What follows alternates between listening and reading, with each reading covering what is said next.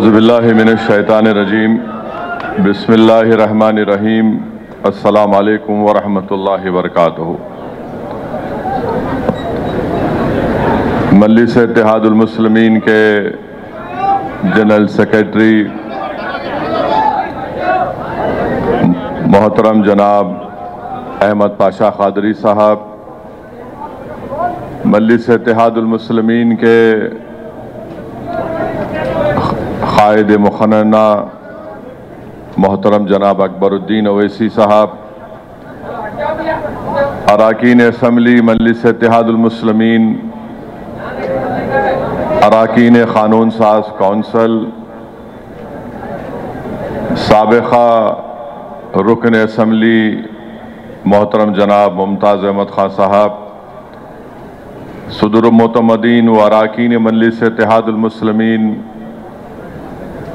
अराकीन बल्दिया, मोअज़्ज़िज़ हाज़रीन इकराम, बुज़ुर्गान कौम और मिल्लत और मेरी इज़्ज़तदार और माँ और बहनों, मैं अपनी जानिब से आप तमाम को अहियाए मजलिस इत्तेहादुल मुस्लिमीन के 67 साल की तकमील पर मुबारकबाद देता हूँ। और अल्हम्दुलिल्लाह एक सियासी जमात के लिए ये एक लंबा सफ़र नहीं होता, मगर वतन अज़ीज़ के इन तमाम नामसाइब हालात से जो आप और हम वाकिफ़ हैं, उस नामसाइब हालात में मजलिस इत्तेहादुल मुस्लिमीन ने अपने सियासी सफ़र को कामयाबी से जारी रखा।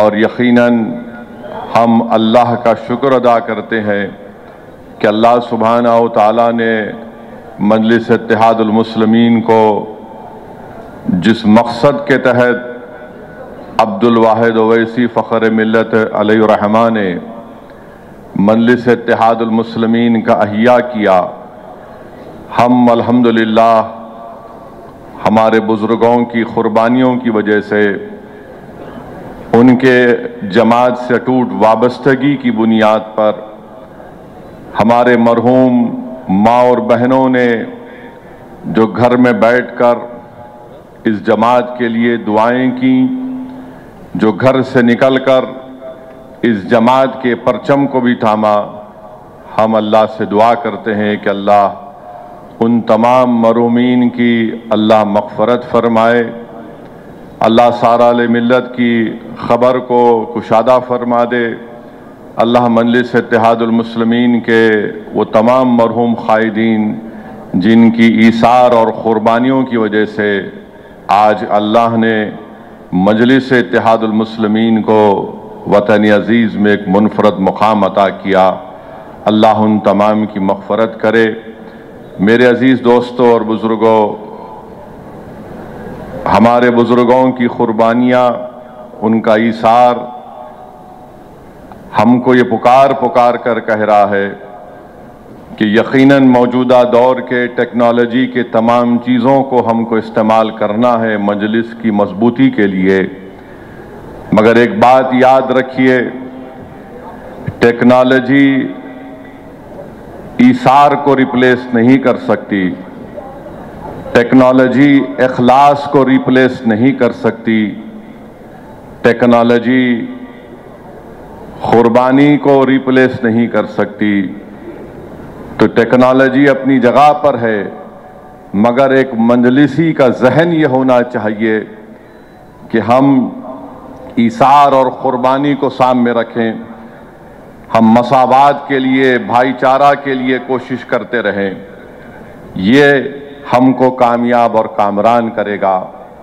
यकीनन फेसबुक पर बैठकर लिखने से किसी हद तक फ़ायदा भी हो सकता है, सोशल मीडिया यूट्यूब पर वीडियो बनाने से, मगर याद रखिए ये जो 67 साल का सफ़र है वो कमरों में बैठकर हमने हासिल नहीं किया, वो अवाम के दरमियान में रहकर अवाम के जज्बात की तर्जुमानी हमने की, फसादात में हमने अपने सीनों को पेश किया, हमने मासूम लोगों की जानों को बचाया, चाहे वो किसी मजहब से उनका ताल्लुक़ हो। हमने अपनी पीठ हमारे दुश्मनों को नहीं दिखाई, बल्कि हमने इस जमात की सरबुलंदी और कामयाबी के लिए हम आगे बढ़ते गए। हमने झूठों के झूठे प्रोपेगेंडे से मुतासिर होकर हम अपने घर में नहीं बैठ गए, बल्कि हमको यकीन था कि अल्लाह सच को गालिब करेगा, और अल्लाह ने सच को गालिब किया। जिन्होंने झूठा प्रोपेगेंडा इस जमात के ताल्लुक से किया, आज वो गुमनामी में पहुंच चुके हैं। तो मैं अपने मजलिसी रुफ़क़ा से ही अपील करूंगा कि हमको अवाम के दरमियान में रहना है, हमको अवाम का काम करना है और बेबाकी से करना है, और एक लम्हे के लिए भी आप इन झूठे बातों पर या फिर इन मुनाफिकीन के इस प्रोपेगेंडे पर तवज्जो मत लीजिए, बल्कि आप अपने सामने अपनी जमात के मकसद को, अपनी मंजिल को सामने रखिए कि अब आइंदा 67 साल के लिए मुझे इस जमात को लेकर आगे बढ़ना है। आप और हम तो नहीं रहेंगे। ये जो कुछ इस दुनिया में आया है, ये दुनिया खुद फानी है, हम भी चले जाएंगे। किसी एक ज़मीन के टुकड़े में हमको दफना दिया जाएगा।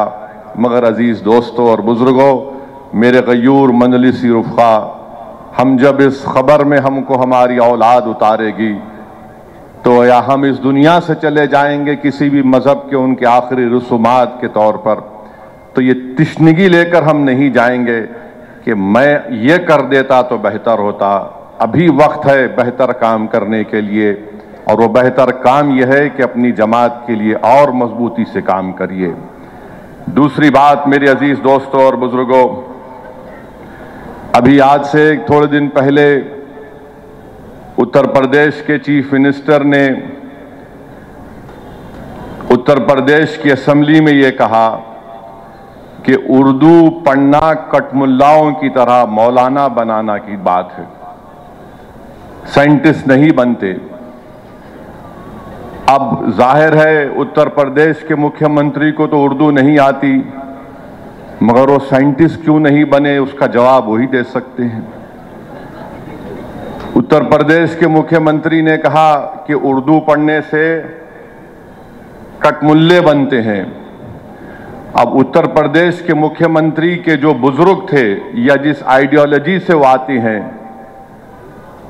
उनके किसी भी शख्स ने इस मुल्क की आजादी में हिस्सा नहीं लिया। ये गोरखपुर से आते हैं और उसी गोरखपुर से रघुपति साहेब फराख भी आते हैं। फराख गोरखपुरी उर्दू का एक बहुत बड़ा शायर था, मुसलमान नहीं था। अगर शायद असेंबली में कोई उठ के बोल देता मुख्यमंत्री को, तो मुख्यमंत्री बोलते नहीं नहीं उन्हें भी कटमुल्ला है। तो ये इनके ये इंटेलेक्चुअल कैपेसिटी है इनकी। फराख गोरखपुरी गोरखपुर के शायर थे, उर्दू के बहुत बड़े शायर थे। अब मेरे अजीज दोस्तों और बुजुर्गों, जिसके जहन और दिल पर गहन लग चुका है, तो दुनिया की कोई रोशनी उसके सर पे नहीं पहुंच सकती। फराख गोरखपुरी का शेर क्या है सुनिए, ये बीजेपी आरएसएस वालों को बता रहा हूं, जो उर्दू बोलने वालों को कटमुल्ला कहते हैं। फराख गोरखपुरी ने कहा था, सरजमीन हिंद पर अक़वाम आलम के फराख, सरजमीन हिंद पर अक़वाम आलम के फराख, काफिले बसते गए हिंदुस्तान बनता गया। सरजमीन हिंद पर अक़वाम आलम यानी नेशंस आए इस देश में, बसते गए हिंदुस्तान बना। अब ये जो आर्गुमेंट इनका आरएसएस का है कि नहीं ये बाहर से आए, तुम भी बाहर से आए। जितने आर्यंस है बाहर से आए, अगर ओरिजिनल है तो द्रविडियन और ट्राइबल लोग हैं। फराख गोरखपुरी ने सच्चाई को बयान कर दिया। अब इनको नफरत इतनी उर्दू से है कि इनको शायद ये भी नहीं मालूम होगा कि हसरत मोहानी ने कलकत्ता में अंग्रेज लीडर कौन था, मॉन्टेग्यू के खिलाफ हसरत मोहानी ने नारा लगाया था। क्या नारा लगाया था इनकलाब जिंदाबाद, इनकलाब जिंदाबाद। अब शायद इनको ये भी नहीं मालूम होगा कि सुभाष चंद्र बोस, नरेंद्र मोदी उनका स्टैचू लगाए दिल्ली में। अब नरेंद्र मोदी इनको छोड़ दिए, तुम जरा ये बोलते रहो। सुभाष चंद्र बोस जो आजाद हिंद फौज बनाए थे, उसका नारा क्या था? इत्तेहाद, एतेमाद और कुर्बानी। इत्तेहाद, एतेमाद और कुर्बानी नारा था सुभाष चंद्र बोस का, नेताजी सुभाष चंद्र बोस का।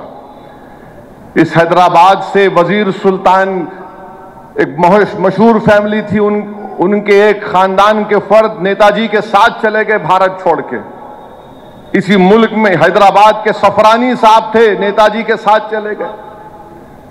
ये नहीं मालूम शायद मुख्यमंत्री को, तो यहां हैदराबाद से हम मुख्यमंत्री को ज्ञान दे रहे। राम प्रसाद बिस्मिल को इनको नहीं मालूम होगा, हिंदू थे। उन्होंने कहा था कि सरफरोशी की तमन्ना अब हमारे दिल में है। तो यही सरफरोशी की तमन्ना अब हमारे दिल में है कहकर भगत सिंह फांसी के फंदे पे चढ़ गए। और यही उर्दू के लफ्ज को अल्लामा काफी रहमतुल्लाह अलैह, जो मुरादाबाद के थे, अंग्रेजों के खिलाफ जिहाद का फतवा दिया था मौलाना काफी ने। जब 2 दिन में अंग्रेज जज ने उनको 2 मई को ट्रायल शुरू हुआ, 4 मई को उनको फांसी की सजा दे दी गई। और मौरिख ने लिखा कि अल्लामा काफी के ऊपर इस्तरी गरम करके उनके जिस्म पर चुरके दिए जाते थे। वो अल्लामा काफी जब फांसी के फंदे की तरफ जा रहे थे तो उनके उर्दू के अशार नातिया उर्दू के अशार थे। उत्तर प्रदेश के मुख्यमंत्री, आप उत्तर प्रदेश के मुख्यमंत्री हैं, मौलाना काफी मुरादाबाद के थे। फतवा दिया अंग्रेजों के खिलाफ जिहाद का, कठमुल्ले तुम बोलते ना। क्या कहा था अल्लामा काफी ने? कोई गुल बाकी रहेगा ना चमन रह जाएगा, पर रसूल अल्लाह का दीन हसन रह जाएगा। अतलस व कम ख्वाब की पोशा पर नाजा ना हो तुम, इस तने में जान पर खाकी कफन रह जाएगा। नामे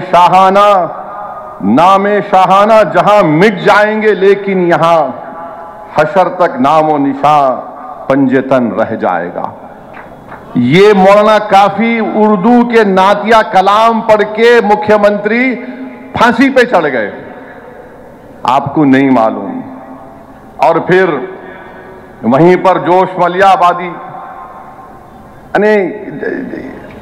इनको मालूम ही नहीं, बस उर्दू से दुश्मनी है। और फिर ब्रिज नारायण चकबस, ये भी हिंदू थे मुख्यमंत्री। इन्होंने क्या लिखा? ए खाके हिंद तेरी अजमत पे क्या गुमान है, दरियाए फैज कुदरत तेरे लिए रवा है। ये ब्रिज नारायण ने लिखा उर्दू के बाद, उर्दू में। फिर आज इन्हीं की ये बात, फिर मुजाहिद आजादी मौलाना शौकत अली, खिलाफत तहरीक में बहुत बड़ा रोल उनका। राउंड टेबल के लिए बरतानिया गए तो मौलाना शौकत अली ने कहा कि अगर मैं हिंदुस्तान को आजाद नहीं कराऊंगा तो मैं भारत को वापस नहीं आऊंगा। जब भारत से गए मौलाना शौकत अली तो बैतुल मुक़द्दस में उनका खैर मुक़द्दम हुआ। 2 लाख लोग मौलाना शौकत अली के इस्तकबाल के लिए बैतुल मुक़द्दस को आए थे। उसके बाद वो बरतानिया गए, राउंड टेबल कॉन्फ्रेंस हुई। उनका एक मशहूर तकरीर है, रामपुर के थे मुख्यमंत्री मौलाना शौकत अली, आपको नहीं मालूम होगा।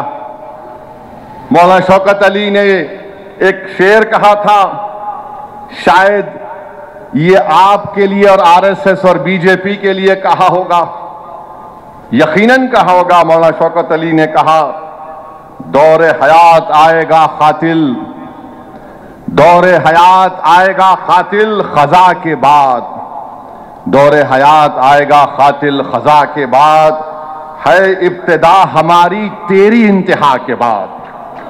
तो तुम्हारी इंतहा होगी। आज तुम इख्तिदार के नशे में बड़ा अनाब शनाब बक रहे हो, बके जाओ बके जाओ। मगर मेरे अजीज दोस्तों और बुजुर्गों, वतन अजीज का हाल तो ये है कि जोश ने सही कहा था, वो आज के इस दौर के लिए भी मुनासिब है। जोश ने लिखा था, ऐ हम नफस फसाने हिंदुस्तान ना पूछ, ऐ हम नफस फसाने हिंदुस्तान ना पूछ, अपना गला खरोशे तरन्नुम से फट गया, अपना गला खरोशे तरन्नुम से फट गया, तलवार से बचा तो रगे घुल से कट गया। ये जोश ने कहा था, जो आज हमारे मौजूदा मुल्क के हालात पर सही तरीके से उतरता है।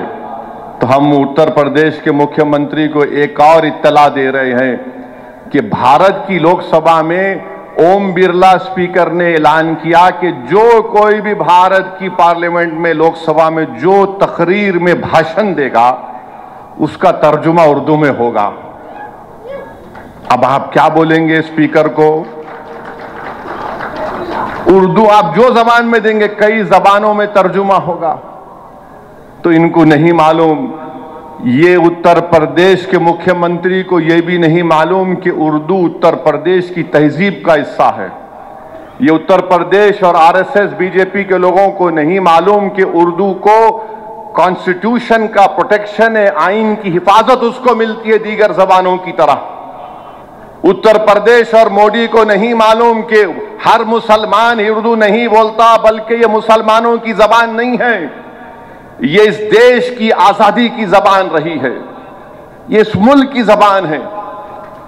अब आप चले जाइए, नवायत मुसलमान है, कर्नाटका में उर्दू नहीं बोलते, कम बोलते।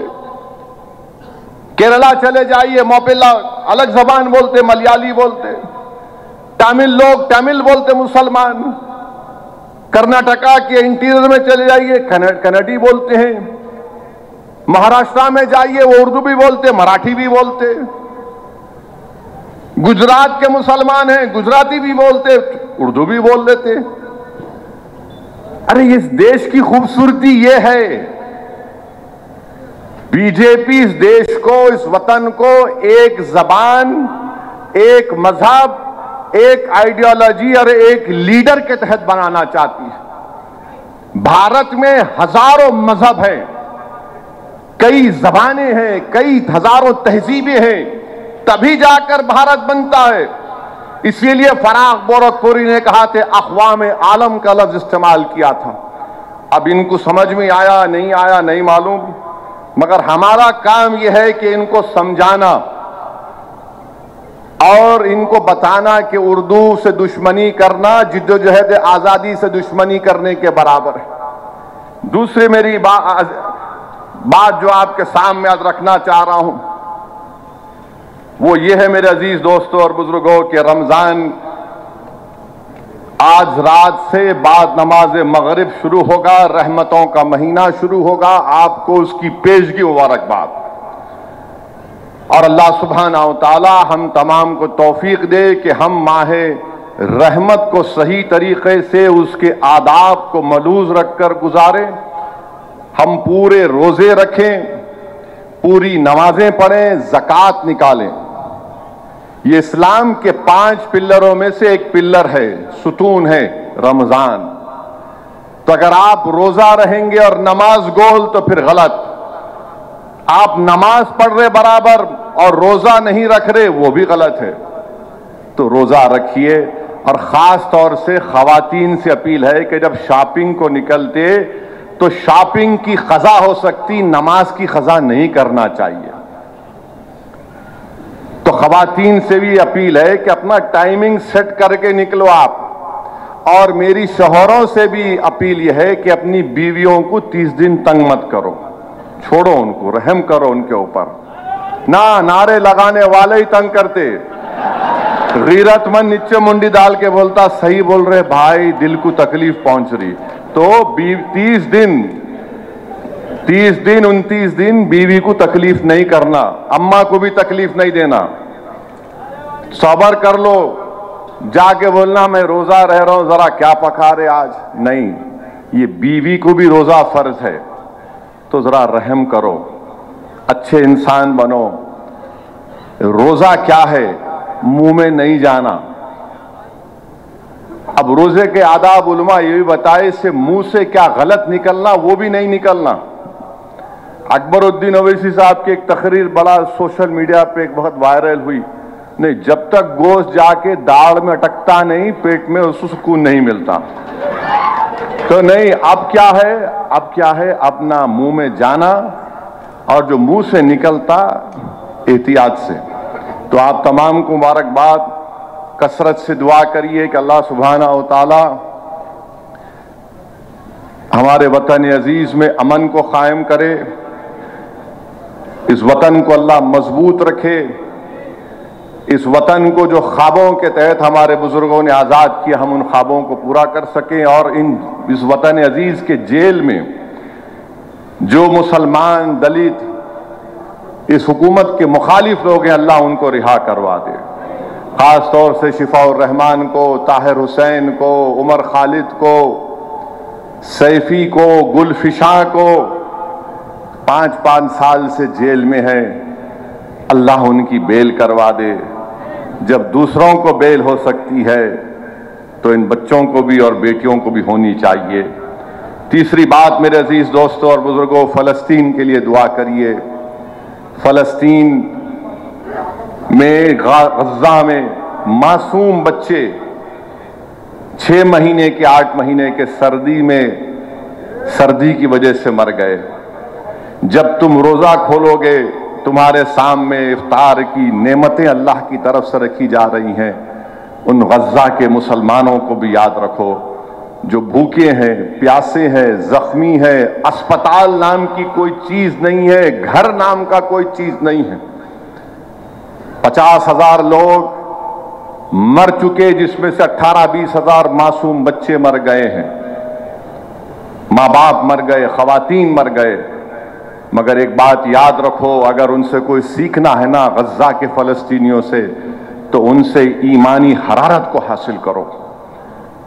उनको देखकर अपने हौसलों को बुलंद रखो कि इतना सब हो गया, मगर आज भी आप देख रहे हैं कि बिल्डिंगें वीरान है, मलबा पड़ा हुआ है और पोस्टर लगा रहा है वो मरहबा या रमजान। मेरे भाई, आज हम सरजमीन हैदराबाद और वतन अजीज में हैं। अपनी दुआओं में गज़ा के फलस्तीनियों के लिए दुआ करिए। मैं साफ और वाज़े अल्फाज में कहना चाहूँगा कि दुनिया की कोई ताकत इंशाअल्लाह ताला उन गज़ा के फलस्तीनियों को वहाँ से नहीं निकाल सकेगी। जो निकालने की कोशिश करेगा वो नाकाम भी होगा, बेइज्जत भी होगा और जिल्लत और रुसवाई उसकी जिंदगी का मुकद्दर बन जाएगा। मुझे अफसोस हो रहा है कि अमेरिका के सदर ये कहती हैं कि हम इनको निकालकर गज़ा को बनाएंगे। मुझे तकलीफ इस बात की है कि मेरे वतन का मेरा वजीर आजम नरेंद्र मोदी की हुकूमत एक लफ्ज नहीं बोलती इस एथनिक क्लेंसिंग के बारे में कि 12-20 लाख लोगों को निकालकर वहां पर वो बनाएंगे, फुला बनाएंगे। रिवेरिया बनाने के लिए 75 साल से 80 साल से फलस्तीनी नहीं लड़ रहा है। बड़ी बड़ी ऊंची बिल्डिंगों को बनाने के लिए नहीं लड़ रहा है, वो आजादी के लिए लड़ रहा है कि मुझे आजादी मिले, ये मेरा जमीन है। मस्जिद अक्सा और बैतुल मुक़द्दस को हासिल करने की लड़ाई हो रही है। रिवेरिया या बड़े बड़ी बिल्डिंग को बनाने के लिए इतने फलस्तीनियों ने अपनी जानों को कुर्बानी नहीं दी है। अफसोस कि नरेंद्र मोदी की हुकूमत और वो खुद एक लफ्ज नहीं बोलते इस एथनिक क्लेंसिंग के ऊपर। मेरे अजीज दोस्तों और बुजुर्गों, चौथी बात यह है कि वफ का ये, हाँ, चौथी अहम बात यह है कि हर जगह पे मीडिया में लिखते नहीं, उन्होंने 400 साल पहले मंदिर को तोड़ दिए थे। अच्छा, मंदिर को उन्होंने तोड़े ना, तो मैं आज आपके सामने एक चीज को लिखकर लाया हूं। रिचर्ड एम ईटन, मशहूर मौर्रिख है, रिचर्ड एम ईटन लिखते हैं कि उनकी किताब है टेम्पल डिसेक्रेशन कुछ नाम से, वो लिखते हैं कि 16 और 80 मंदिरों को मुसलमानों की हुकूमत कब से रही? 11 ईस्वी से शुरू हुई ना, 11th सेंचुरी या 12 सेंचुरी। उसमें 16 या 80 मंदिरों को तोड़े। अब मैं यहां पर आपको बता रहा हूं कि पुष्पमित्रा संगा आपके बड़े अब्बू थे, नहीं थे? बोलो। पुष्पमित्रा संगा आपके नाना के दादा के बड़े अब्बा थे, नहीं थे? बोलो। पुष्पमित्रा संगा ने हजारों बुद्धिस्ट लोगों की इबादतगाहों को निस्तो नाबूद कर दिया। अब पुष्पमित्रा संगा को तुम अपना बोलो, उसके गाली दो, उसको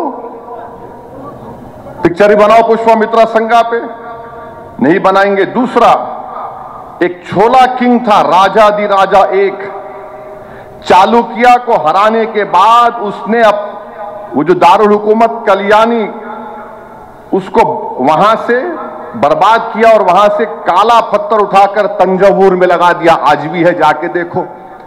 उस पर कोई पिक्चर बनाएंगे आप? उस पर कोई तबसरा करेंगे आप? नहीं करेंगे।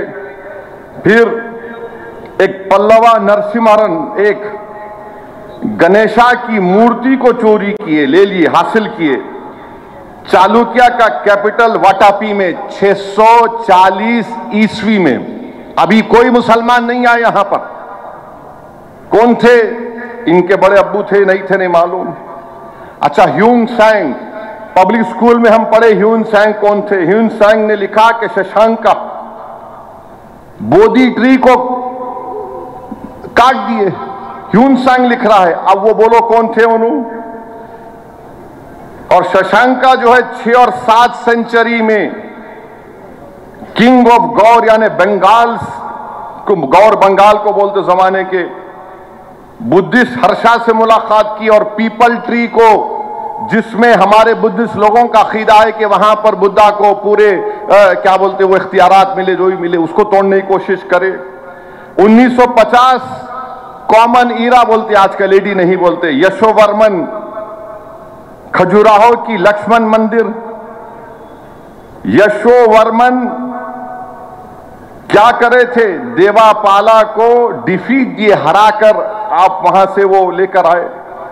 10 सेंचुरी में, 10वीं ईस्वी में राष्ट्रकूटा किंग इंदिरा जो है, बादशाह इंदिरा, कालाप्रिया की मंदिर को तोड़े। अरे पूरी तारीख तुम्हारे सामने रख दूंगा मैं। तुम्हारा प्रॉब्लम क्या है कि तुम्हारे बड़े अब्बू जो करे तुम उसको भूल जाते, आपके मामू जो करे वो आप भूल जाते, और मेरे को बोलते तुम बोलो तुनू करे। अरे मेरे को क्या करना है मुगलों से? उन्होंने क्या, मेरे अब्बा थे, नाना थे, कुछ भी नहीं थे, बादशाह थे। बादशाहों को कोई मजहब नहीं होता, याद रखो। बादशाहों का कोई मजहब नहीं होता। बादशाह मजहब को इस्तेमाल करके अपनी हुकूमत को बढ़ाता। उसको लगा कि दूसरे बादशाह को हराने के बाद उसकी जो सबसे ताकतवर जगह है मैं उसको तोड़ दिया, उसको हासिल कर लिया तो लोग मेरे को कबूल कर लेंगे। हर चीज में लगे जा रहे हैं। नहीं तुम बोलो, तुम बोलो। 500 साल पहले बाबा हम क्या करेंगे? 500 साल पहले जो हुआ प्रेजेंट में क्या करना है? अगर आप करना चाह रहे हैं प्रेजेंट में तो फिर इसका भी बोलो। और फिर छत्रपति शिवाजी महाराज के बारे में नरेंद्र मोदी जी पिक्चर को प्रमोट किए। अच्छा किया, आप पिक्चर को ही प्रमोट करते, आप देश को नहीं चला रहे, आप पिक्चर के हीरो की तरह काम कर रहे हैं। मगर ये बोलिए, अगर संभाजी महाराज से मोदी को और बीजेपी को इतनी मोहब्बत है तो भाई वो मराठाओं को रिजर्वेशन दो ना। मराठाओं को रिजर्वेशन क्यों नहीं देते आप? ये संभाजी महाराज से तुम्हारी मोहब्बत है कि पिक्चर देख के कोई रो रहा है? अबे रो रहा कहीं को, लड़के बोल, इतनी बड़ी कुर्बानी दिया छत्रपति संभाजी ने, हमको रिजर्वेशन मिलना चाहिए। मगर मोदी जी बोले खाली पिक्चर देखो, रिजर्वेशन की बात ही मत करो। हम हमारे मराठा भाइयों बहनों के साथ थे। मैंने इलेक्शन में कहा था मैं आपके रिजर्वेशन की लड़ाई लड़ूंगा। अब ये बीजेपी आरएसएस वाले ये भी नहीं बोलते कि इनसे पूछो कभी आप, अच्छा ये बता शिवाजी के दादा का नाम क्या है? तू तेरे दादा का नाम बोल। मैं बोल सकता अब्दुल वाहिद ओवैसी। शिवाजी के दादा का नाम था मालाजी भोसले। मालाजी भोसले को औलाद नहीं हो रही थी तो उन्होंने उस वक्त के बुजुर्ग शाह शरीफ रहमतुल्लाह अलैह के पास गए। अहमदनगर में आज भी दरगाह है, उनकी दायरा है। वहां पर गए, उनको दो बेटे हुए, एक का नाम उन्होंने शाहजी रखा, एक का नाम शरीफ जी रखा। तो मराठाओं ने एक दो गांव उस दरगाह के नाम पे कर दिए। अरे भाई, शिवाजी के फौज में, शिवाजी जब आगरा के किले से भागे तो मुसलमान उनके साथ, शिवाजी की आर्मी का जनरल मुसलमान, छत्रपति शिवाजी महाराज का नेवी का इंचार्ज मुसलमान, छत्रपति शिवाजी महाराज का फाइनेंस मिनिस्टर मुसलमान, और ये जो मुगलों की फौज आई उसमें भी हिंदू लोग हैं, उसमें भी हिंदू लोग हैं। मगर पूरा हो क्या रहा है, नहीं नहीं तुम करे, तुम गए। अरे 500 साल पहले जो हो रहा, अगर मैं जिम्मेदार तो फिर ये 2000 साल पहले या 1500 साल पहले हुआ या 800 साल पहले, उसका क्या करेंगे? उसका हिसाब किताब कौन देगा? तो मेरे अजीज दोस्तों और बुजुर्गों, ये एक बात हो गई। पांचवी बात यह है कि वक्फ बिल का मामला, हुकूमत ने उसको पास किया, कैबिनेट में अब नया बिल लाएंगे। मैं फिर से कह रहा हूं, नरेंद्र मोदी की सरकार सिर्फ मुसलमानों से नफरत की बुनियाद पर वक्फ का कानून बनाने के लिए बिल को ला रही है। मुसलमानों की मस्जिदों को छीनने के लिए, दरगाहों को छीनने के लिए, खानखाहों को छीनने के लिए, कब्रस्तानों को छीनने के लिए, इवैक्यू प्रॉपर्टी जो वक्फ है उसको छीनने के लिए, और जो लोग वक्फ की जायदाद पर कब्जा करके बैठे हैं उनको इनाम देने के लिए यह कानून बना रही है। वक्फ बा यूजर को निकालना कितना बड़ा झूठ मोदी जी कर रहे हैं। और क्या कर रहे हैं कि आप हिंदू धर्म की लॉ की किताब है, जस्टिस BK मुखर्जी की किताब, हमारे हिंदू भाइयों से कह रहा हूं, हिंदू लॉयर से कह रहा हूं, BK मुखर्जी की किताब को पढ़ लो। BK मुखर्जी की किताब में यूजर बाय यूजर किसी मंदिर की प्रॉपर्टी हो जाती है, बाय यूसेज प्रॉपर्टी हो जाती है। हिंदू धर्म के भाई बहनों से कह रहा हूं, BK मुखर्जी की किताब में जब वो हो सकता है तो मुस्लिम धर्म में वक्फ बाय यूजर कैसा निकालेंगे आप? राम मंदिर के जजमेंट में वक्फ बाय यूजर को अपहेल्ड किया गया, और वक्फ बाय यूजर एविडेंस से होता है, पोजेशन से कायम होता है। मोदी बोल रहे नहीं, वक्फ बाय यूजर मैं निकालूंगा। और क्या बोल रहे हैं, अगर डिस्प्यूट होगा नहीं होगा वक्फ बाय यूजर, अगर गवर्नमेंट प्रॉपर्टी होगी तो वक्फ बाय यूजर नहीं होगा। वक्फ बाय यूजर कैसा नहीं होगा जब BK मुखर्जी हिंदू धर्म के मामले में लिखते हैं और कोर्ट उसको मानती है। सुप्रीम कोर्ट राम मंदिर, बाबरी मस्जिद मान लिया, मोदी बोल रहे नहीं नहीं, वक्फ बाय यूजर निकालने का मतलब एक ही है कि मस्जिदों को ले लो। इसकी एक मिसाल दे रहा हूं, पार्लियामेंट के सामने मस्जिद देखिए आप लोग, पार्लियामेंट के सामने मस्जिद जो है, दिल्ली की हुकूमत बोलती वो हमारी प्रॉपर्टी है, वक्फ बोलता वो हमारी प्रॉपर्टी है। कलेक्टर को इतना पावर दे रहे जाता है कानून के हासिल करने वालों के कि कोई भी अपने फैसले में जज नहीं हो सकता। कलेक्टर फरीक है, कलेक्टर फैसला करेगा तो प्रिंसिपल्स ऑफ नेचुरल जस्टिस के खिलाफ है ये। अगर कलेक्टर पार्लियामेंट की सामने की मस्जिद कहेगा कि गवर्नमेंट प्रॉपर्टी है, वक्फ बोर्ड दिल्ली को कहेगा म्यूटेशन करो, ये वो गवर्नमेंट प्रॉपर्टी है, किस्सा खत्म। नोटिस लगा देंगे दिस इज गवर्नमेंट प्रॉपर्टी है, गवर्नमेंट की प्रॉपर्टी है। वो है वो 123 प्रॉपर्टीज में, वो भी मस्जिद भी उसमें आती है। फिर उसमें आप तीसरी चीज कर रहे हैं, लिमिटेशन का कानून ना हिंदू धर्म की एंडोमेंट मंदिरों पर लगता है, ना सिखों के, ना ईसाइयों पर, ना मौजूदा मुसलमानों के वक्फ पर। जब उन पर लिमिटेशन एक्ट नहीं लग सकता तो मुसलमानों के वक्फ बोर्ड पर मोदी क्यों लगा रहे हैं? इसलिए लगा रहे हैं क्योंकि दिल्ली में ऐसी कई जायदादें हैं, हरियाणा पंजाब में इवैक्यू प्रॉपर्टीज जो वक्फ की प्रॉपर्टीज है उसको हासिल करने के लिए, उन तमाम जायदादों को छीनने के लिए लिमिटेशन एक्ट अप्लाई करेंगे। जो काबिज है वो मालिक बन जाएगा।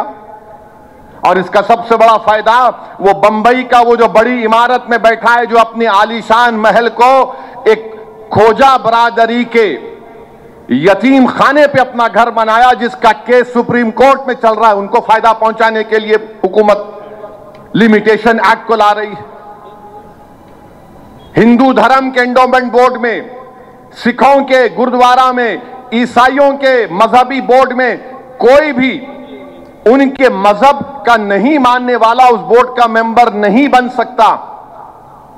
क्या तेलंगाना के एंडोमेंट बोर्ड में, क्या काशी विश्वनाथ के एंडोमेंट बोर्ड में, क्या ओडिशा के एंडोमेंट बोर्ड में, आंध्रा के एंडोमेंट बोर्ड में, महाराष्ट्र, बिहार, यूपी, बंगाल, कहीं पर भी क्या कोई मुसलमान हिंदू एंडोमेंट बोर्ड का मेंबर बन सकता? नहीं बन सकता। तो फिर मुसलमानों के वक्फ बोर्ड में आप कैसे गैर मुस्लिम को मेंबर बना रहे हैं?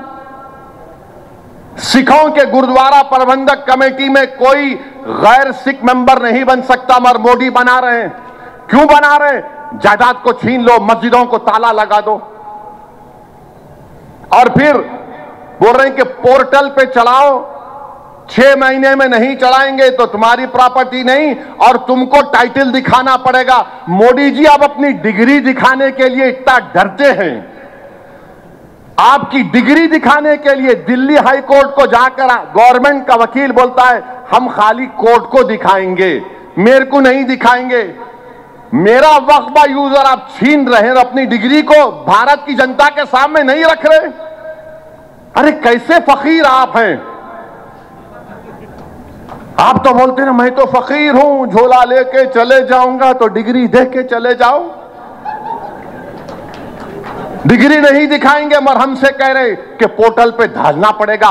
ट्रस्ट एक्ट में कहीं पर भी यह प्रोविजन नहीं है।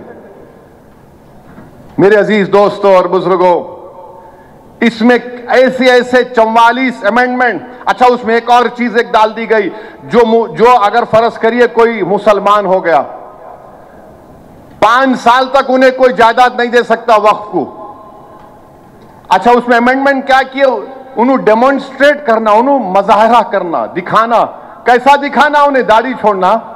तो मुसलमान रमजान में ठहर के मोदी जी के मुंह में खजूर डाल रहा, तो मैं मुसलमान। बच्ची मुसलमान है, उन्हें हिजाब पहन लिए तो मुसलमान। क्या है ये डेमोन्स्ट्रेट बताओ?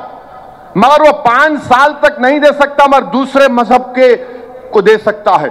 मैं हमारे हिंदू भाइयों को अपील कर रहा हूं, ये जो मुसलमानों का वक्फ बोर्ड है, ये दान देते हैं अल्लाह के नाम पे, भगवान के नाम पे, जमीन और आसमान के खालिक के नाम पे दान देते।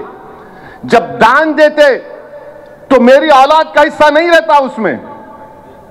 अगर मैं बोला कि मेरी पूरी प्रॉपर्टी मैं वक्फ बोर्ड को दे रहा हूं, किस्सा खत्म, एंड, अल्लाह को दे दिया, अल्लाह उसका मालिक, मेरी औलाद का हिस्सा नहीं है। मगर मोदी जी क्या बोल रहे? हिंदू धर्म में, सिख धर्म में दान हो दे सकते हैं, मगर मुस्लिम धर्म में दान दे रहे तो बच्ची का हिस्सा नहीं जाएगा। आप कौन होते भाई? मैं मालिक हूं, मैं मालिक हूं अपनी प्रॉपर्टी का। और इस्लाम में हम हिबा कर सकते। हिबा माने oral gift. Transfer of property act शायद सेक्शन 1920 में है, वो एक्ट में रहेगा। मगर मैं जबानी अगर बोल दिया कि ये प्रॉपर्टी मैं पूरा वक्फ को दे रहा हूं, मोदी जी बोल रहे नहीं, मैं फजीलतुल शेख हूं, मैं अल्लामा हूं, मेरे को इल्म आता है इस्लाम का। कैसे आता है? क्योंकि मैं एयरपोर्ट को भाग के जाके खतर के तमीमी को लपटा, या हबीबी, या हबीबी। मोदी जी आपको या हबीबी से मोहब्बत है, मियां भाई से क्यों नहीं है बताओ? मोदी जी हमारे पास भी बहुत कुछ गुर है। कतर के अमीर आए, एयरपोर्ट चले गए,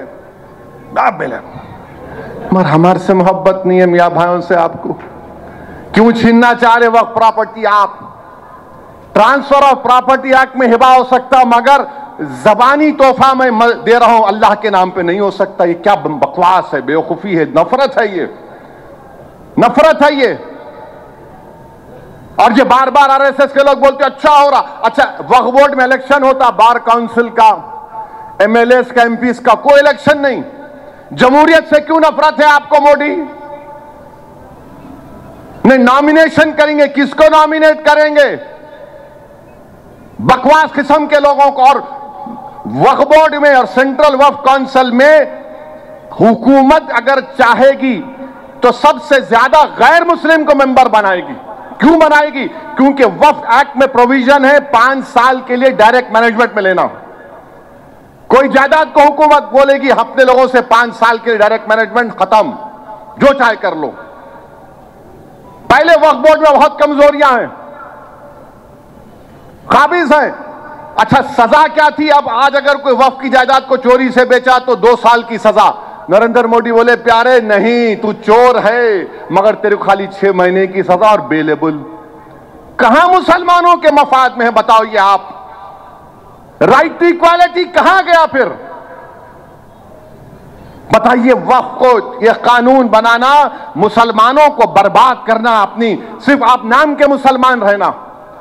मैं भारत के गयूर 18 करोड़ मुसलमानों से कह रहा हूं, याद रखो, अगर तुम में दीनी हमीयत है, इस कानून की जमहूरी तरीके से हमको मुखालिफत करना पड़ेगा। हमने 6 दिसंबर को एक जिल्लत और रुसवाई का दिन देखा कि भारत की सुप्रीम कोर्ट को वादा करके आपने बाबरी मस्जिद को शहीद कर दिया। अब यह कानून के जरिए दरगाहों को, आप नहीं देखा कि हाजी मलंग की दरगाह में उरस हो रहा है, अंदर घुस गए लोग। मैं पुकार पुकार कर कह रहा हूं, और हमारे मुखालिफिन बेचारे चेपिद्दी का शेरवा है, कुछ तो भी फेसबुक पे आके नहीं इन्हों जज्बाती बात कर रहे, तुम्हारे अब्बा वफ करे थे कोई। मेरे भाई, इस कानून की मुखालिफत करना है दुआओं से भी और अमली जद्दोजहद से भी, जमहूरी तरीके से। और उत्तराखंड में यूसीसी का कानून लाए। का यूसीसी है ये? उसमें आपने एग्जाम कर दिया ट्राइबल्स को, एग्जाम कर दिया हिंदू अनडिवाइडेड फैमिली को। इस देश की खूबसूरती यह है कि हिंदू अपने धर्म के मुताबिक जिंदगी गुजारेगा, क्योंकि संविधान में है। एक मुसलमान अपने धर्म के मुताबिक शादी करेगा, तलाक देगा, बच्चों को जायदाद देगा, धर्म के मुताबिक अपने ज़ईफ मां बाप की खिदमत करेगा, औलाद के हुकूक बताए गए। अब उत्तराखंड में सब चेंज कर दिए, मगर ट्राइबल पर और हिंदू अनडिवाइडेड फैमिली पे अप्लाई नहीं होगा। ये कैसे होगा? ये आर्टिकल 14 का ग्रेव वायलेशन। और फिर आप ये बोल रहे कि अगर कोई नाजायज औलाद होगी, आउट ऑफ द वेडलॉक बोलते, वही बोलते ना, उसको आप बोले नहीं, उसको हिस्सा देना। कैसा देंगे? कौन डिसाइड करेगा? अरे भाई, हिंदू धर्म में शादी हुई तो शादी है ना, चाहे 7 फेरे हो या मंगलसूत्र बाना हो। इस्लाम में निकाह हुआ तो शादी हुई। ईसाइयों में अगर गिरजाघर में जाके शादी करे तो शादी हुई। स्पेशल मैरिज एक्ट में शादी हुई तो शादी हुई। नहीं बोल रहे नहीं, outside of wedlock illegitimate children को भी हिस्सा देंगे। क्या है ये? इस देश को किस राह पे लेके जाना चाहते हैं आप? और फिर आप क्यों हिंदू अनडिवाइडेड को, ट्राइबल्स को एक्सेप्शन दे रहे हैं, एक्सक्लूड कर रहे हैं? और स्टेट, एक रियासत, शरीयत एप्लीकेशन एक्ट पार्लियामेंट का कानून है, हिंदू मैरिज एक्ट एक पार्लियामेंट का कानून है। क्या एक रियासत उत्तराखंड उसके खिलाफ कानून बना सकती? नहीं बना सकते आप। और आप लव जिहाद के नाम पर कानून बना रहे हैं। भारत में यूसीसी है, क्या है? Special marriage act, Indian succession act, ये एक्ट है यहां पर। इंडियन एडॉप्शन एक्ट ये है, यूसीसी है ये। आप बोल रहे नहीं। मध्य प्रदेश में एक मुसलमान एक हिंदू बच्ची को लेकर शादी करने गया, उसका जमीर बोला शादी करना चाह रहा, गया, उन्हें पीट पीट के मारे बच्चे को, कपड़े फाड़ दिए उसके। ये यूसीसी होगा। गुजरात में डिस्टर्ब एरियाज एक्ट है, एक एरिया को डिस्टर्ब बोले, हिंदू मुसलमान को नहीं बेच सकता, मुसलमान हिंदू को नहीं बेच सकता, मगर हम विश्वगुरु बनना चाह रहे हैं, विकसित भारत बनाना चाह रहे हैं। ये यूसीसी इस देश को कमजोर कर देगा। अंबेडकर ने कहा था, बाबा साहिब ने, कि यूसीसी वॉलंटरी होना चाहिए, जबरदस्ती नहीं थोपना चाहिए, मगर उत्तराखंड में बना दिया आप। हम इसका कंडेम करते हैं। ये आर्टिकल 25 का फोन दो, ये आर्टिकल 25, 26 और 14 का वायलेशन है। अच्छा, 26 के बारे में, आर्टिकल 26 के बारे में जरा हिंदी में बोलने की कोशिश करता हूं, वक्फ बोर्ड भी समझ में आ जाएगा। और ये जो कह रहा हूं, लोक व्यवस्था, सदाचार और स्वच्छता के अधीन रहते हुए प्रतीक धार्मिक संप्रदाय या उसके किसी अनुभाग को धार्मिक और पूरक प्रयोजनों के लिए संस्थान की स्थापना और पोषण का अधिकार होगा। ये आर्टिकल 26 वक्फ बोर्ड में अख्तियार दे रहा और हमको अपनी कल्चर पे चलने का राइट दे रहा आर्टिकल 29 में। आप बताइए क्या कर रहे हैं ये लोग? मुल्क के आईन के खिलाफ, मुल्क की सोच के खिलाफ आप इस तरह के काम कर रहे हैं। और मेरे अजीज दोस्तों और बुजुर्गों, महाराष्ट्र में क्रिकेट मैच हुआ इंडिया पाकिस्तान का। वो मैच हो गया, हम जीत गए अल्हम्दुलिल्लाह। महाराष्ट्र में एक जगह पर एक पंचर की दुकान है, छोटी दुकान, यूपी से आके 18, 16, 17 साल से रह रहा, उसको बुलडोजर लाके दुकान को तोड़ दिया। क्यों तोड़े? नहीं, उन्हें दूसरे फला मुल्क के बारे में नारा लगाया। आप कौन होते भाई? सुप्रीम कोर्ट ने क्या कहा था कि किसी का घर नहीं तोड़ा जा सकता जब तक ड्यू प्रोसेस इस्तेमाल नहीं होगा। तुमने ड्यू प्रोसेस इस्तेमाल किया, गलती क्या थी? मुसलमान था, तुमको मुसलमान देखते कि पाकिस्तान नजर आता। अरे ये दारुसलाम में मजलिस की मौजूदगी इस बात का ऐलान कर रही है कि हमने जिना के 2 नेशन थ्योरी को अपनी जूती पर नहीं रखा, बल्कि किसी और जगह पर रखकर उसको थूक दिया उसके ऊपर। और एक गरीब बेचारा, कौन देखे? ठहरिए, कौन देखे उसको? वो बोला नहीं बोला, आप सुप्रीम कोर्ट का जजमेंट है, ड्यू प्रोसेस को फॉलो करके नोटिस देकर दुकान तोड़ दिया उसकी, रोजगार से महरूम कर दिए, मुसलमान है, और उस पर केस लगा दिए। यही आप करना चाहते हैं ना, कि जहां मुसलमान दिखा मारो। और यहां पर भी शमशाबाद में भी परसों वो एक बांकड़ा पहलवान फिर रहा, चड्डों में से मोंढे पलट गए तेरे, याद रख, सुधर जा। बेचारे भैंस के 12 भैंस लेके आए, रोक के मारे। वीडियो देखा हूं मैं। क्या हो रहा है? ये कौन है आप मारने वाले? अगर हर आदमी कानून को अपने हाथ में लेगा तो फिर विकसित भारत बनेगा? लॉ एंड ऑर्डर क्या होगा फिर? और पुलिस पकड़ नहीं रही है उसको। पुलिस बोल भी क्या, नहीं उन्हें मार के भाग गया। ट्रैफिक कांस्टेबल है, एसआई है, उनके सामने मार रहे। अब मेरे अजीज दोस्तों और बुजुर्गों, नरेंद्र मोदी बोलते हम विकसित भारत बनाएंगे। क्या विकसित भारत बनेगा? नफरत की बुनियाद पर विकसित भारत बनाएंगे आप। भारत की सबसे बड़ी अक़लियत के खिलाफ नफरत, दुश्मनी, उनके मजहबी इबादतगाहों को छीनकर, उनके घरों को तोड़कर, हमारी जबानों को गाली देकर, हमारे को कटमुल्ला कहकर विकसित भारत बनाएंगे आप। कोई जाने वाला नहीं है भारत से, यही सब ये रहने वाले हैं। हम मोदी जी को बोलेंगे ये तो देखो आप, और मोदी जी विकसित भारत बोलते, एक बात बोलना भूल गया, ट्रंप के साथ बैठे हुए हैं और ट्रंप बोल रहा है we will sell Narendra Modi F-35। F-35 उन्हें फैसला करेंगे, मैं फैसला करूंगा। और हमारे वजीर आजम जो भारत में बोलते 56 इंच, पूरा टाइम हो गया वहां पे। कौन है ट्रंप मेरे बारे में फैसला करने वाला? भाई मेरे को F-35 होना या मेरे को यूरोपियन फाइटर होना या मेरे को क्या होना, वो मैं तय करूंगा, ट्रंप नहीं तय करेगा। मिस्टर मोदी, आप कैसे सुने उसको वहां पर? और टैरिफ लगा रहे हैं, टैरिफ। कल क्या हुआ स्टॉक एक्सचेंज में? ये जो मीडिया जो है ना, जो मोदी जी के बहुत मोहब्बत करने वाले हैं, उनको ख्वाब में भी अगर कोई सुन लिए मोदी के खिलाफ तो भड़बड़ा के उठते, उसके खिलाफ कल सुबह में शुरू करो ऑपरेशन, बोलते हो लोग। कल स्टॉक एक्सचेंज को क्या हुआ? निफ्टी पिट गया। क्यों पिटा? मालूम हुआ कि फॉरेन इंस्टीट्यूशन इन्वेस्टर्स भारत छोड़ के जा रहे, अमेरिका और चाइना की मार्केट की तरफ जा रहे, और 1,15,000 करोड़ इंडियन मार्केट से अपना पैसा निकाल लिए। और करो आप, और करो।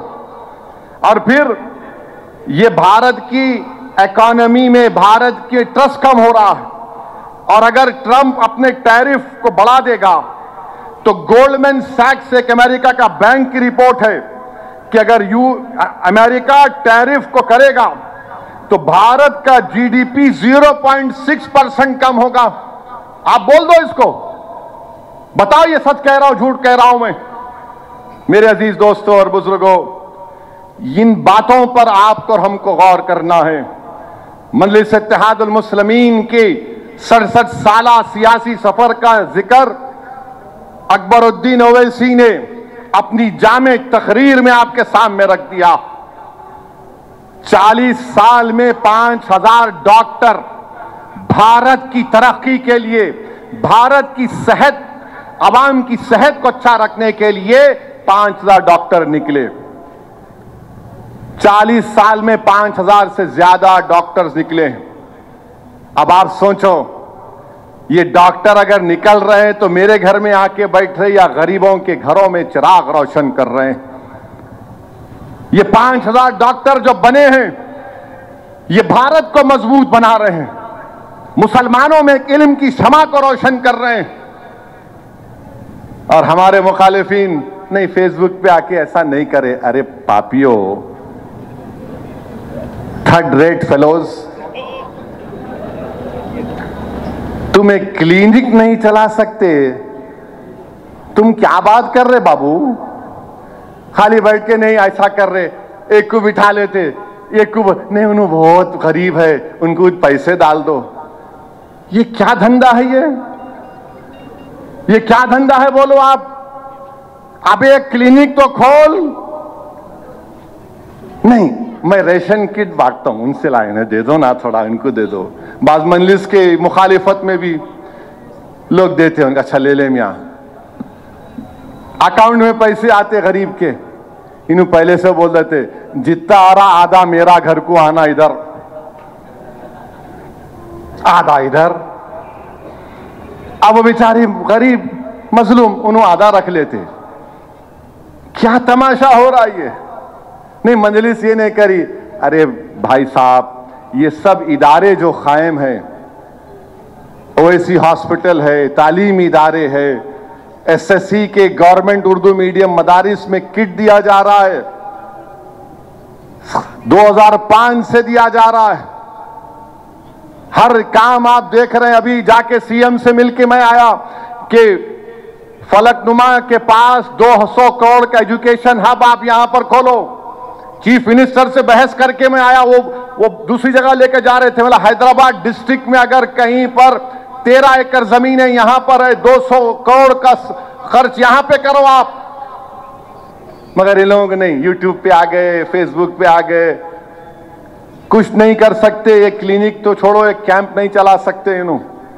मजलिस इत्तेहादुल मुस्लिमीन आपकी ताकत है, आपकी इत्तेहाद की मिसालें दी जाती हैं। और आप देखते हैं कि क्या हुआ। 2024 का चुनाव आया, रिजल्ट आए, सब बाजा बजाना शुरू कर दिए। So called secular, liberal, English speaking, soft speaking, बहुत चेंज आ गया भाई। अब तो ऐसा हो गया, मोहब्बत कामयाब हो गई, नफरत नाकाम हो गई। मेरे को भी कोई एक बड़ी पार्टी के बोले, मैं जी हो, मुगल आजम दोबारा रिलीज हुई, देखो जाके रमजान के बाद, अभी नहीं। मुगल आजम में एक सीन है, हम भी गुनाह करे थे उस जमाने में, देखे दूरदर्शन पे, एक गाना उसमें है, मोहब्बत जिंदाबाद जिंदाबाद मोहब्बत जिंदाबाद। अब वही गाने गा लिए आप। 2024 का रिजल्ट आया, उसके बाद क्या हुआ? आप हरियाणा हार गए, महाराष्ट्र हार गए, दिल्ली हार गए। याद रखो, मैं और मजलिस जो बात कह रही है, सिर्फ हमारी मुसलमानों की जिम्मेदारी नहीं है इन नाम निहाद सेकुलर पार्टियों को जिताने की। इनका पूरा वोटर मोदी के गोद में बैठ गया है। मगर हमको क्या लग रहा? नहीं नहीं नहीं, हम करेंगे। क्या करेंगे आप? शिफाउर रहमान, ताहिर हुसैन 5-5 साल से अपने बच्चों को नहीं देखे। शिफाउर रहमान की मां ने मुझसे कहा कि जब मैं अपने बच्चे को देखी तो उसको पहचान नहीं सकी मैं, उसकी दाढ़ी सफेद हो गई। एक मां की तकलीफ, मगर आपको वोट देना नहीं था। आप बोले नहीं नहीं नहीं भाई, बीजेपी जीत जाएगी। अरे तुम्हारी वजह से नहीं जीत रही बीजेपी, तुम्हारी वजह से नहीं जीत रही बीजेपी। तुम अगर जीतोगे तो दूसरे बिरादरियों से तुम पॉलिटिकल बार्गेन कर सकोगे। यही तो कह रहा हूं मैं तुमसे। तुम समझने का नाम नहीं लेते। नहीं बीजेपी, अरे बीजेपी को तुम कैसे रोकोगे बताओ? मगर नहीं। एक मेरे करीबी दोस्त मेरे को बताया, बहुत करीब, मेरे अजीज है, मेरे भाई की तरह। उन्होंने बोले मेरे ही घर में हम सिर्फ 2 या 3 लोग वोट दिए, बाकी लोग बोले नहीं भाई बीजेपी आ जाती। अरे बीजेपी हमारी वजह से नहीं आ रही। मैं कह रहा था ये साबिका चीफ मिनिस्टर आरएसएस का छोटा रिचार्ज है,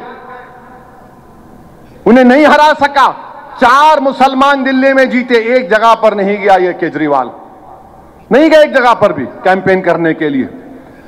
मैं 2 सीट लड़ा, नहीं आपकी तकरीर से शायद असर हुआ होगा।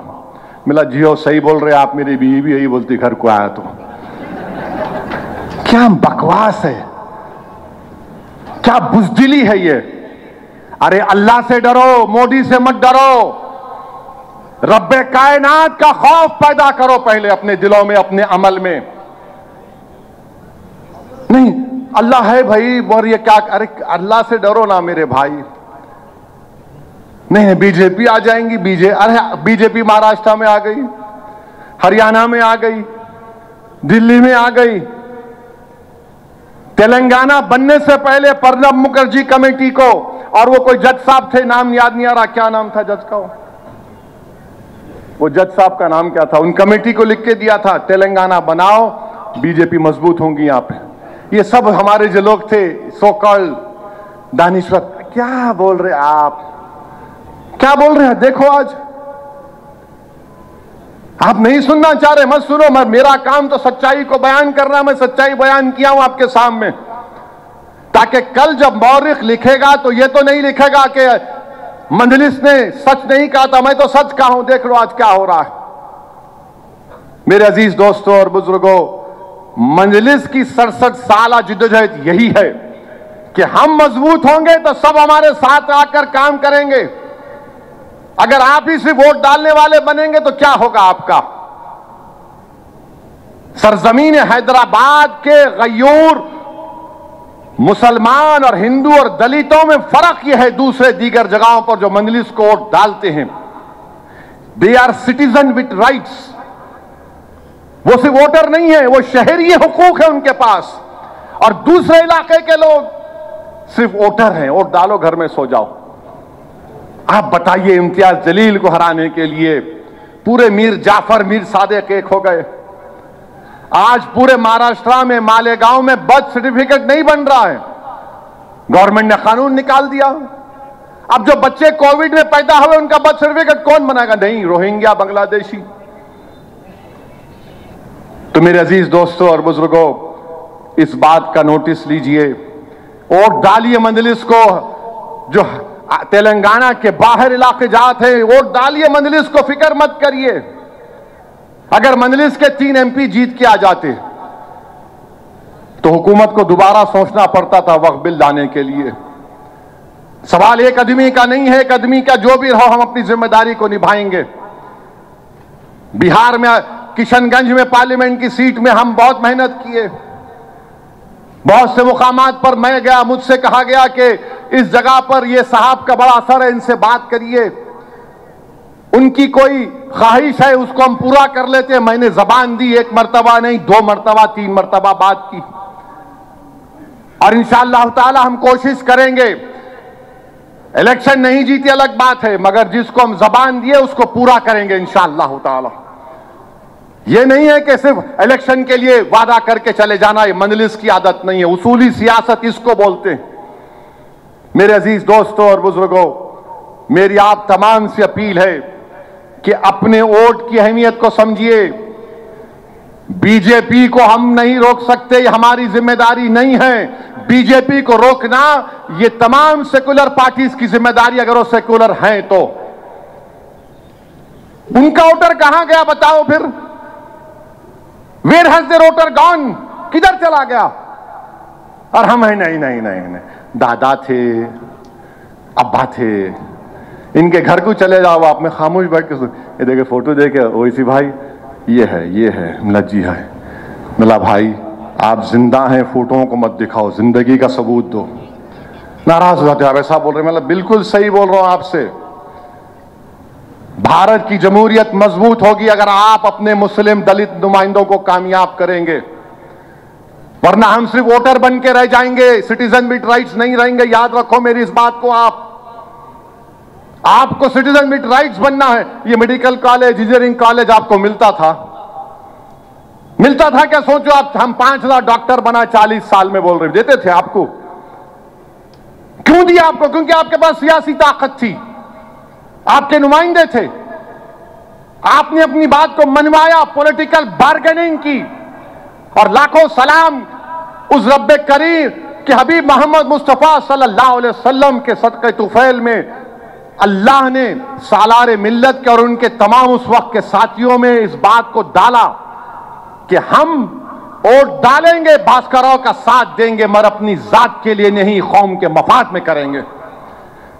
अगर 84 में सालार वो फैसला नहीं लेते इदारा साजी का, तो क्या रहता हमारे पास? बताओ आप, क्या रहता हमारे पास? एक फैसला सालार ने लिया 40 साल पहले मजलिस में, आज नस्लों को फायदा हो रहा है। वो काम मजलिस ने किया। मेरे अजीज दोस्तों और बुजुर्गों, बस यही चंद अहम गुजारिशात मुझे आप तक रखना था। और रमजान के महीनों में पूरे अदब को मलूज रखिए। जितने अपने मजहबी इदारे हैं उनको ज़कात दीजिए, और जिस किसी को पैसा दे रहे मालूम करिए कौन है इन्हों, तस्दीक करिए इन्हों आपके पैसों का सही इस्तेमाल कर रहे या नहीं कर रहे, देख लीजिए। बाद में आके मेरे सामने बैठकर शिकायत करने से कोई हल निकलने वाला नहीं है। और पहले अपने घर में तलाश करिए मुस्तहक लोगों को, अपने भाई बहन को जो गरीब हैं, उनके औलाद को जो गरीब और मुस्तहक हैं, अपने महल्ले में अपने रिश्तेदारों को तलाश करिए। इसके बाद आप दूसरों की तरफ जाइए। आपके ही खानदान में से कई लोग हैं जो इज्जत को अपनी बचाने के लिए आपके सामने आकर हाथ नहीं फैलाते।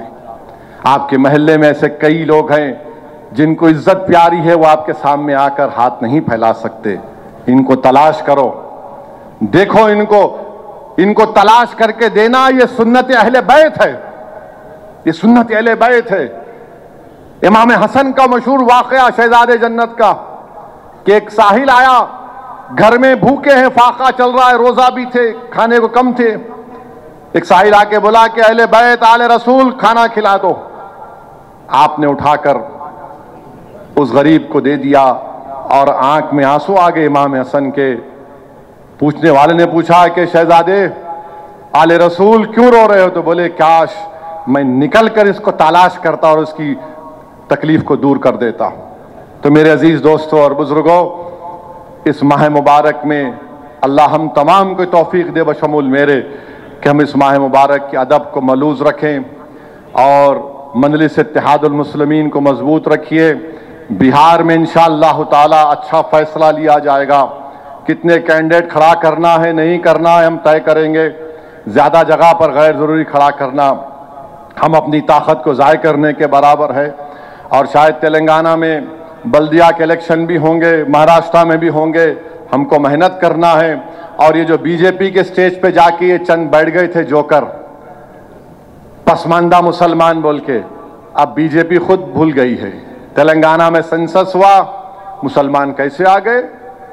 अब बोलो जो बीजेपी का बाजा बजा रहे थे, मोदी जी फुला, मोदी जी ये, अब देख लेना असली चेहरे को। ये है हिंदुत्व, ये है वो सोच जिसका हम सबको मुकाबला करना है।